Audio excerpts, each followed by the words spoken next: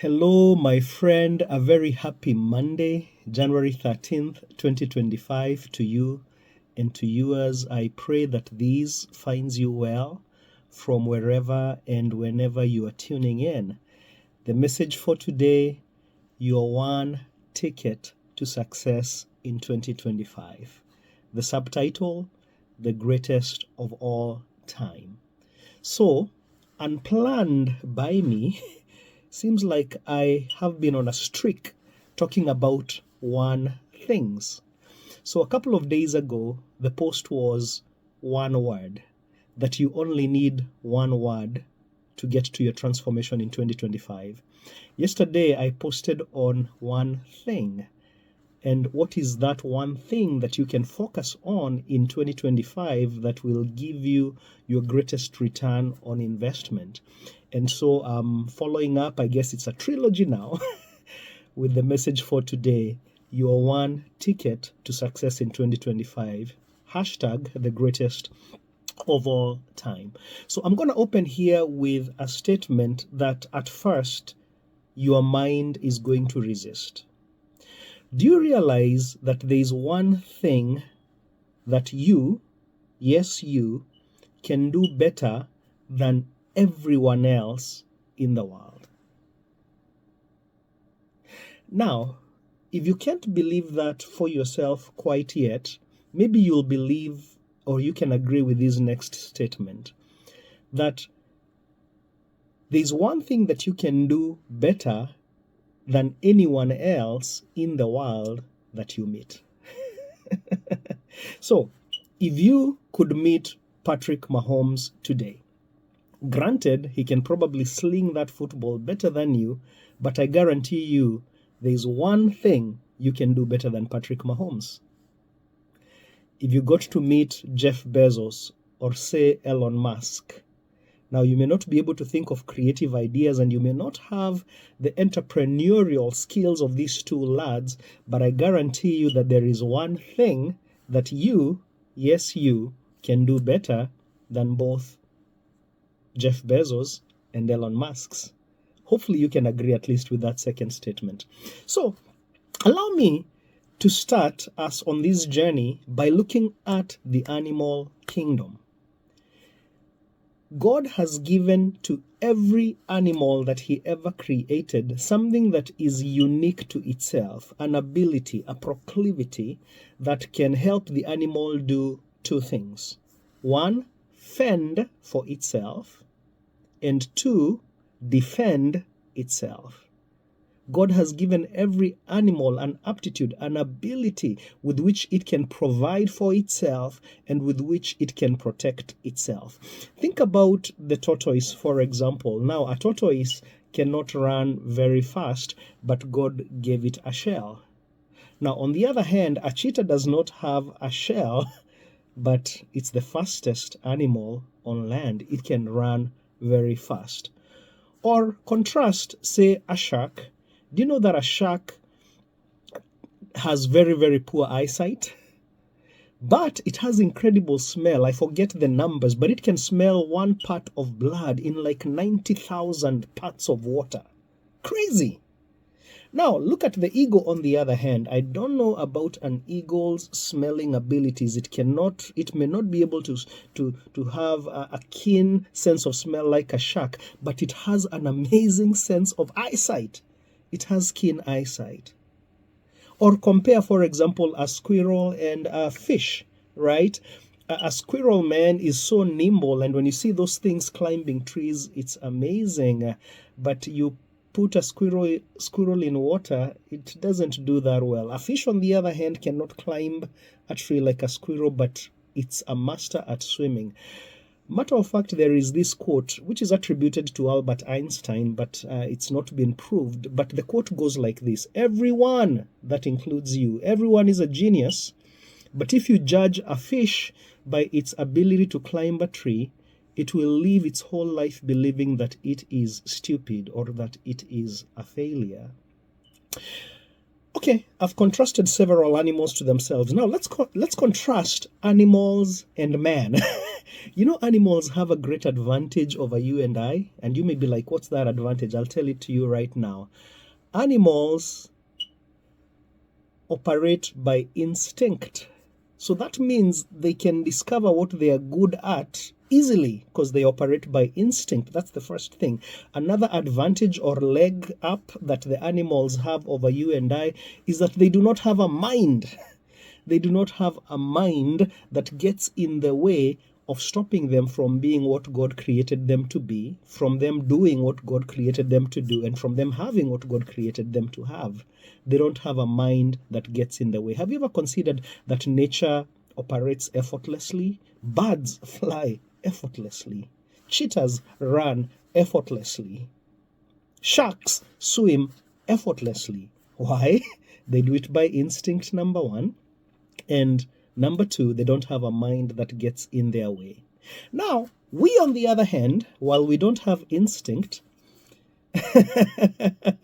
we have something that's way better than animals do. We have awareness. God has given us consciousness, the ability to be aware of Him, to be aware of ourselves at a deep level, to be self-aware, to be aware of others, and to be aware of our environment. And while you may not be able to discover what you're good at by instinct, I want to suggest to you that God has left you Blue's Clues all your life. Now, if we had time, I would share with you how looking back at my life, I can see how God left me Blue's Clues all my life to show me that He has called me as a communicator, as a speaker, as a writer, as a music. Now that I've taken the time to intentionally look back and take inventory of my life, I can see how God dropped clues all through that were gravitating me towards these proclivities. And I want to suggest that if you are intentional in doing the same, through your amazing gift of awareness, or a greater sense of awareness than, say, the animals, you too can figure out what you're good at. And you know what? That other advantage that I said the animals have, they don't have a mind that stops them, is our greatest advantage. That is what makes us infinitely better than any animal or anything else that is created. Consider, for example, that now that I've taken the time to intentionally look back and take inventory of my life, I can see how God dropped clues all through that were gravitating me towards these proclivities. And I want to suggest that if you are intentional in doing the same, through your amazing gift of awareness, or a greater sense of awareness than, say, the animals, you too can figure out what you're good at. And you know what? That other advantage that I said the animals have, they don't have a mind that stops them, is our greatest advantage. That is what makes us infinitely better than any animal or anything else that is created. Consider, for example, that you and I do not have the physical abilities to swim like a fish.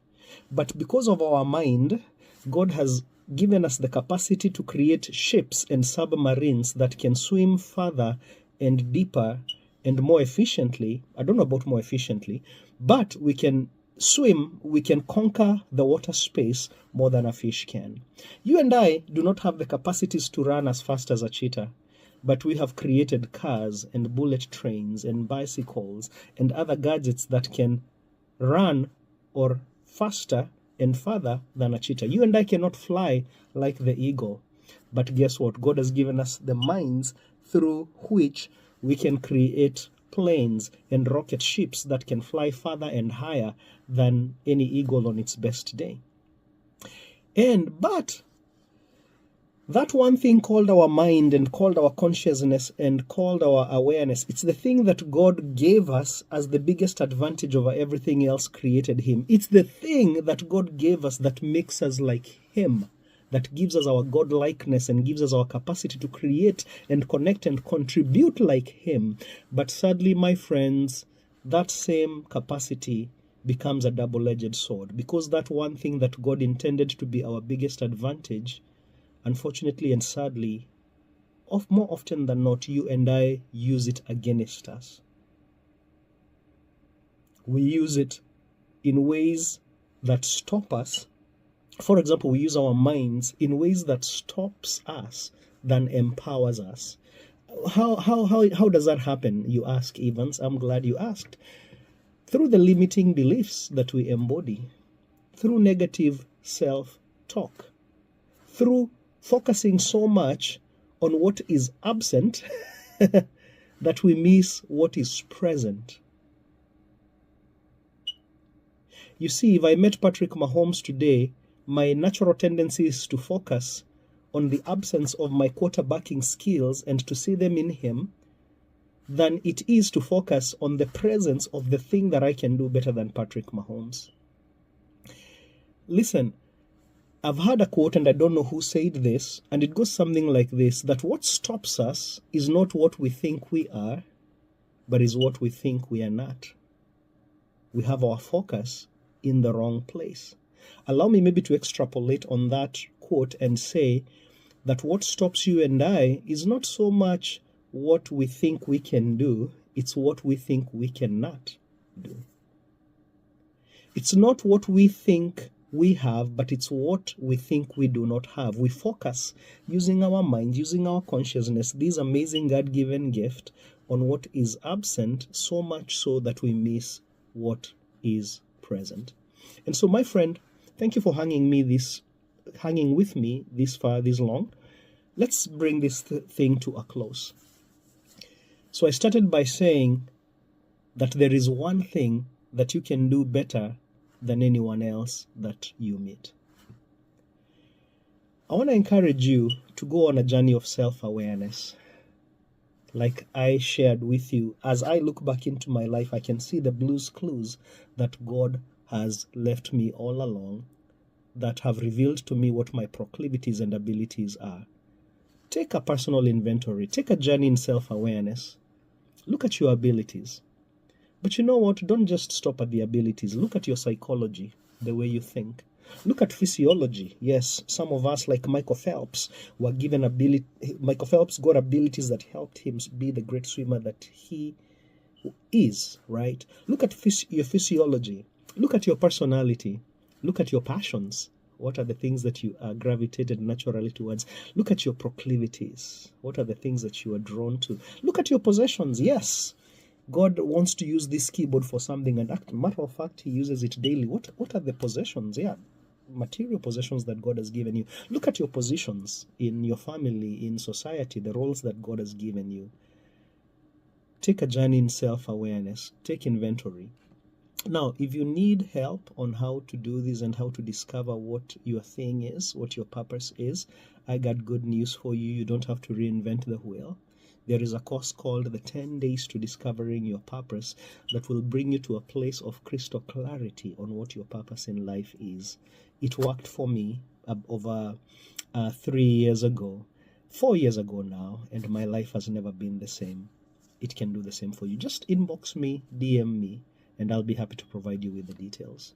So take a journey of self-awareness to discover that one thing that you can do better than anyone else you meet.